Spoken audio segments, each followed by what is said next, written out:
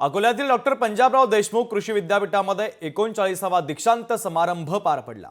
या कार्यक्रमात राज्यपाल CP राधाकृष्णन, कृषी मंत्री माणिकराव कोकाटे, कामगार मंत्री आकाश फुंडकर यांची प्रमुख उपस्थिती होती। या दीक्षांत समारंभामध्ये 3260 पदवीधारकांनी उपस्थित राहून पदवी स्वीकारलेली आहे।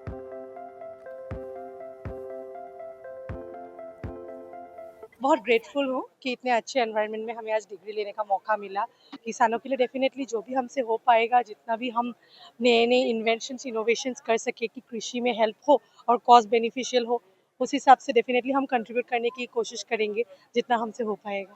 आज डॉक्टर पंजाबराव देशमुख कृषी विद्यापीठ अकोला येथे दीक्षांत समारंभ सोहळा समाप्त झालेला आहे।